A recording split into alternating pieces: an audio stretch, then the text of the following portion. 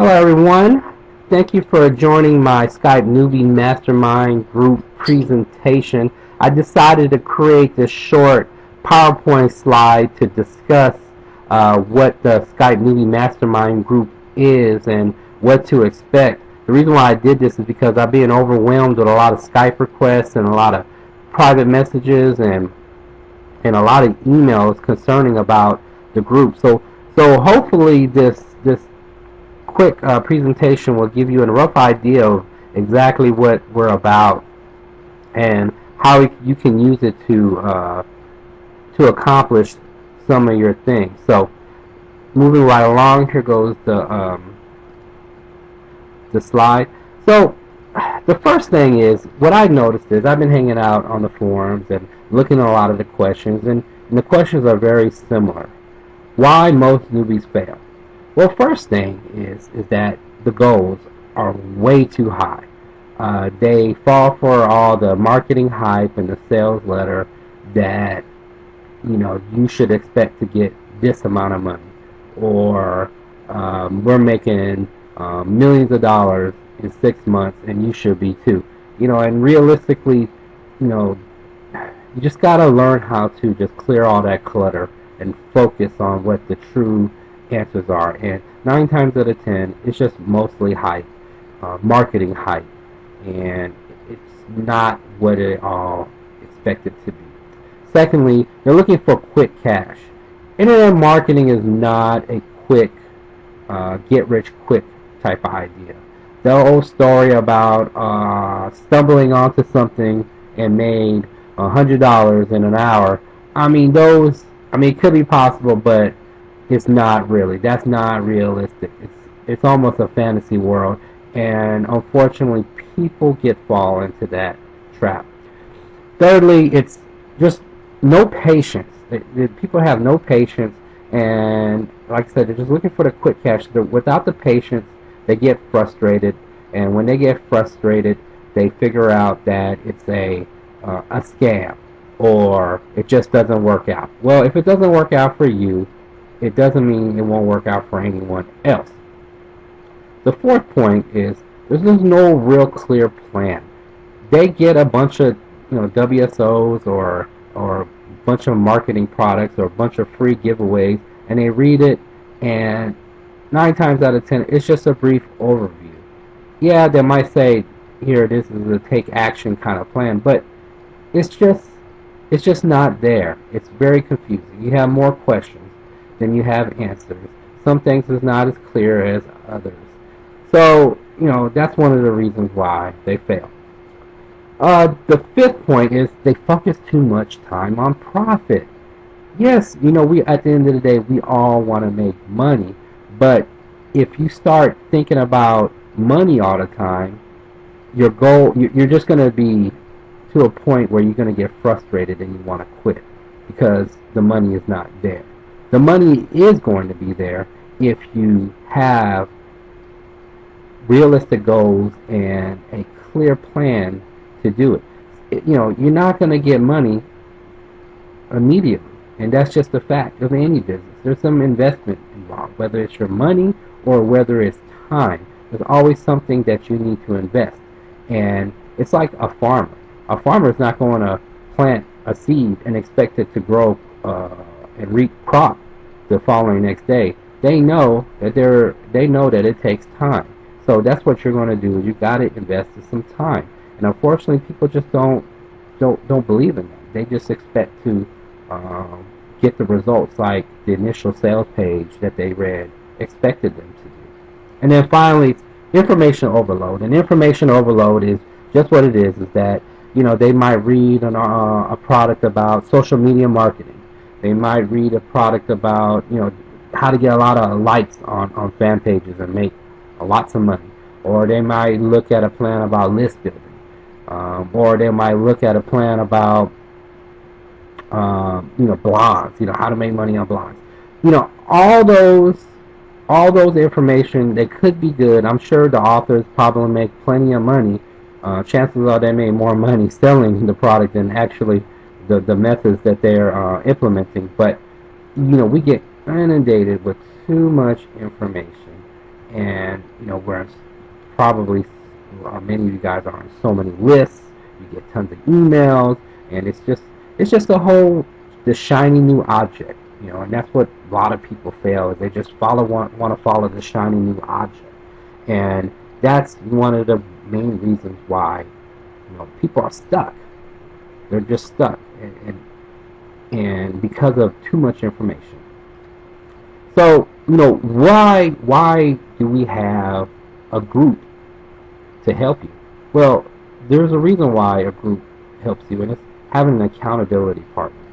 Somebody that can check you, somebody that helps motivate you when you're down and out or you're frustrated. Second, everybody have similar interests. Because if you notice that some of your friends, they're bored by your conversation, or maybe your significant other might say that you're crazy, doesn't make sense to do that. Well, that's why we have a group of people that have your similar interests. They understand about why it's important to backlink. They understand the importance of keyword research. For other people in your friends and family in your offline world, you just might bore them to death. Third is, sharing ideas. That's so important to share.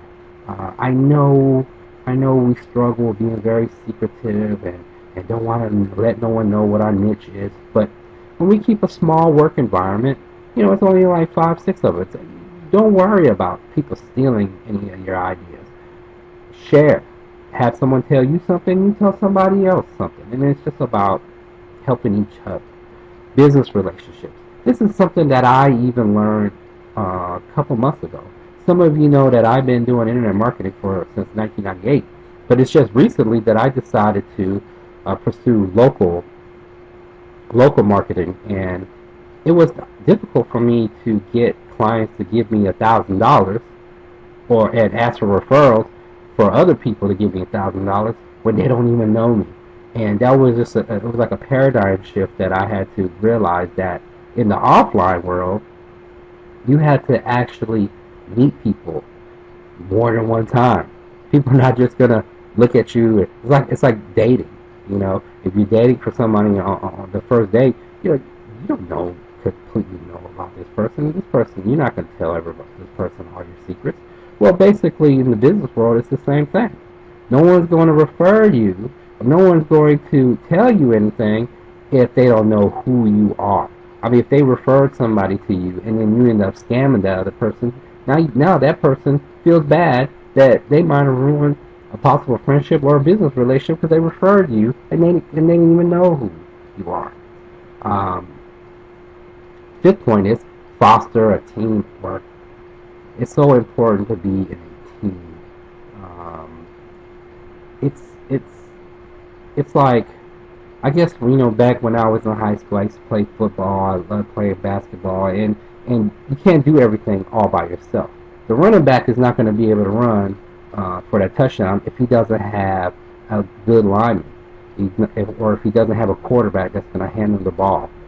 Everybody has a particular role, and when you have that skill, somebody else lacks.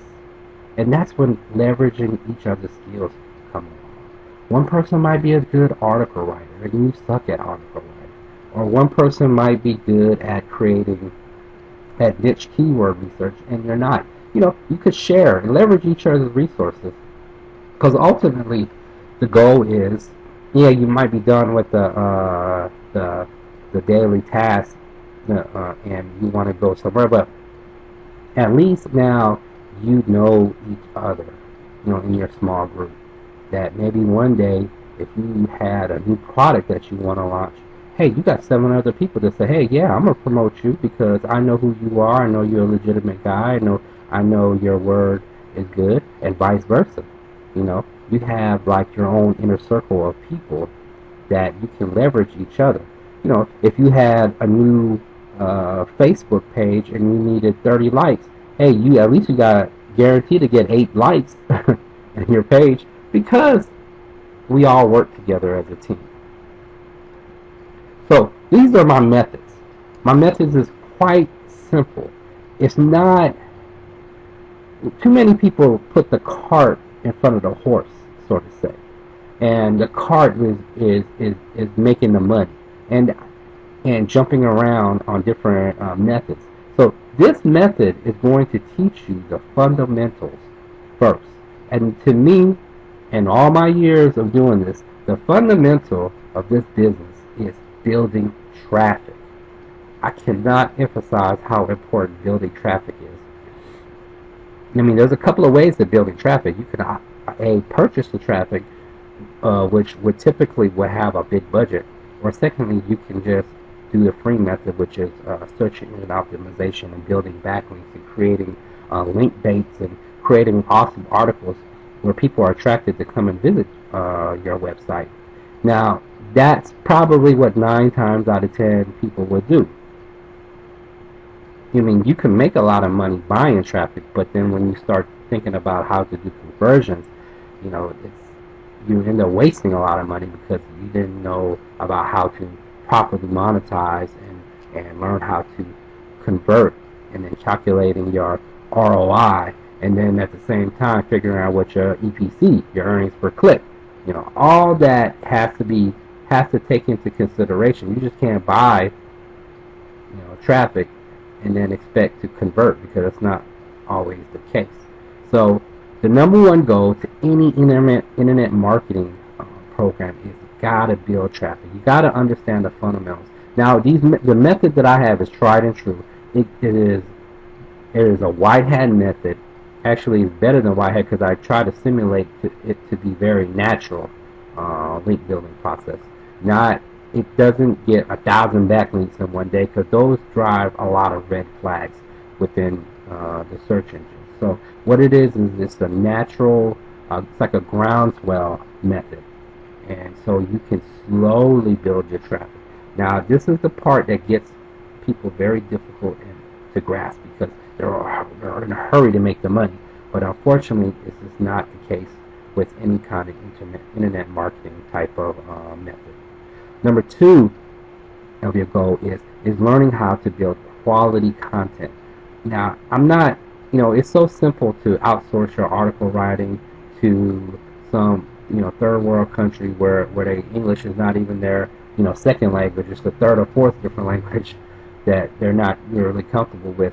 And, you know, you get a PLL article and you try to spin it and everything like that. You know, all those are not the best way to do it. The best way is actually trying to deliver a quality content, quality product to introduce to the visitors that are looking at your website. Now, what happens if you have quality content is you're going to have a visitor to go to your site and they're going to stay longer. You know, the longer they stay, the more relevant Google is going to think your website is. And then that's when the bounce rate happens. So if your bounce rate is over 75%, that's going to cause a negative penalty on your ranking. Now, if your bounce rate is less than 20%, that's going to tell Google, hey, this is a relevant website, and we're going to reward it by ranking it higher. Because at the end of the day, Google's customers are the search engines. Are the visitors that are querying, because Google says whatever question that they're asking, we want to ensure that we're providing them with the best quality content, so they will be satisfied when they click on that number 1 that their question is being answered. And that is the point of view that you need to take when you're writing the content. Now, how many people fail is they look at a product or service, and then they try to write an article around the product or service, and what happens is that it starts to sound too commercialized and too pushy. We think about a used car salesman, and everybody has a negative thing about a used car salesman, and they kind of have a shield up because they figure this guy is trying to get the most money out of me, and I need to watch out for him. Well, that's typically what's going to happen with visitors to your site. They can, you can spot a crappy article. You can spot a very commercial type of content. I mean, even like your pay-per-view, not the pay-per-view, but your infomercials. They've gotten really good into looking at to not looking like a commercial rather than some kind of quality. I gave you an example because I was flipping through the channels. This was a couple years ago, but I was flipping through the channels and I noticed Montel Williams, and I was like, oh, this is good. It looks like he had another TV show, because he used to be a talk show host. And then after I watched it for like 10 minutes, and I was like, this ain't no talk show. This is an infomercial, and he tricked me. But the quality of the show was very good, and it was very interesting, and it got my attention, and I was looking at it for a while, not even realizing that the whole time it was an infomercial. So that's the goal of when you write these content and you create these websites, is you want to keep it in the mindset of, am I providing the answer to the question of these visitors? So then after that, your third goal is going to be monetizing. And monetizing means is that we're going to match the product to your content that's going to be that will work out. For example, if you're writing something about weight loss, you might want to have some nutraceutical type of offers.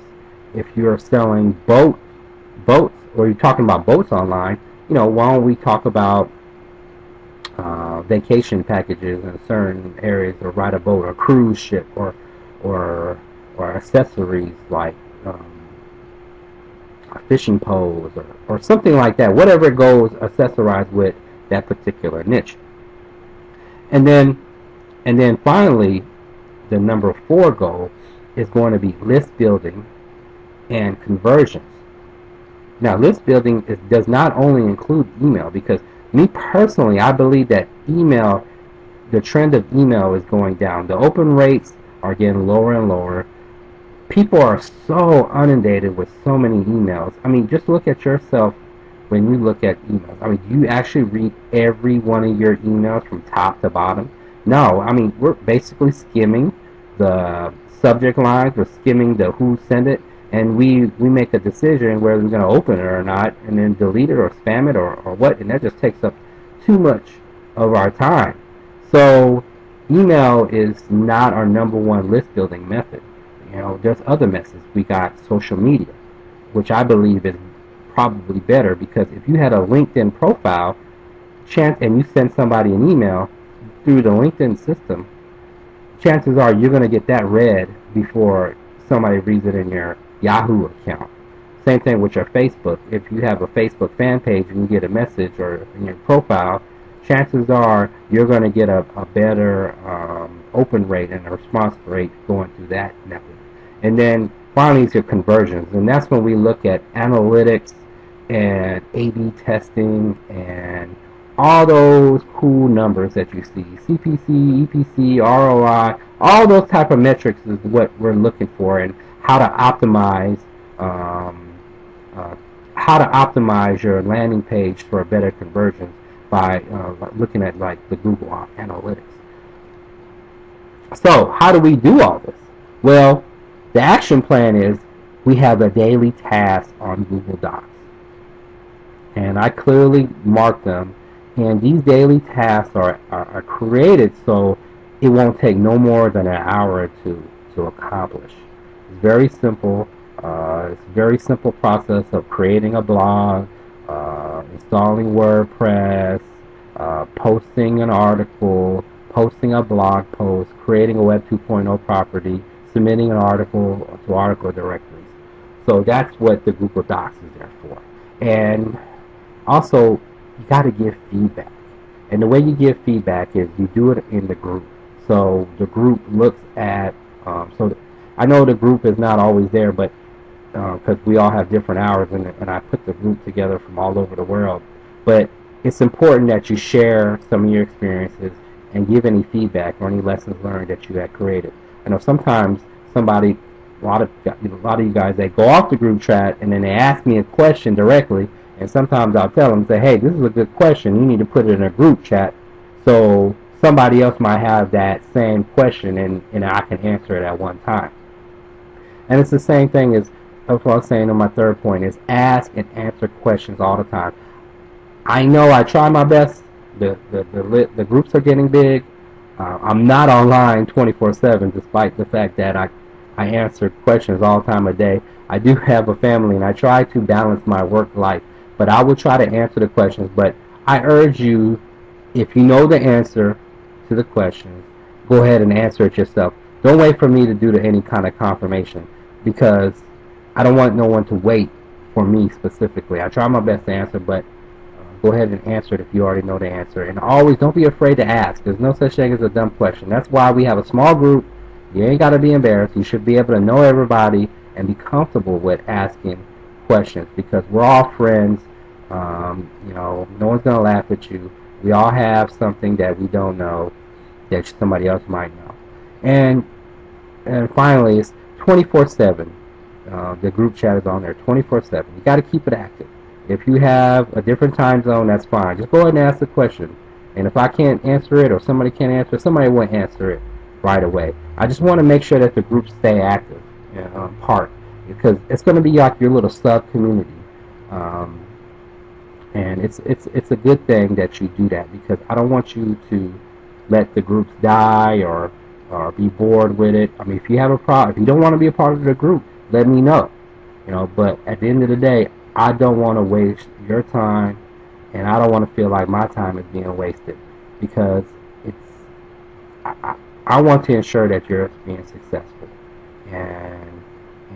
But if you don't participate, I can't come in there and force you or twist your arm if you don't want to participate. But I'm just saying that just do not waste anyone's time, because some groups are active more than the other, and it's just not fair for the couple people that might be active in that small group. So I urge you, just please participate and to keep the groups active. So that's in a nutshell. That's everything. One final thing that I wanted to explain is that try to avoid having information overload. I know some of my methods might be questionable, because some other guru or somebody else that taught you some otherwise. That's fine, but I know that this works regardless of any of the panda updates, penguin updates, or whatever. These are not bad methods. These are not methods that's going to cause any problems. This is, like I said, this is above white hat. This is just so natural that you're not going to have any problem. But it's just good SEO techniques, because just because you have a website doesn't necessarily, I mean, it could be the best website in the world, but if nobody knows about it, no one's going to come to it. So there's certain methods that you got to clearly, actions, you got to clear SEO actions that you got to do to accomplish it. Now, just like I said, if you got any questions, feel free to give me a shout, mention it in the group, and I hope you enjoyed everything, and have a good day.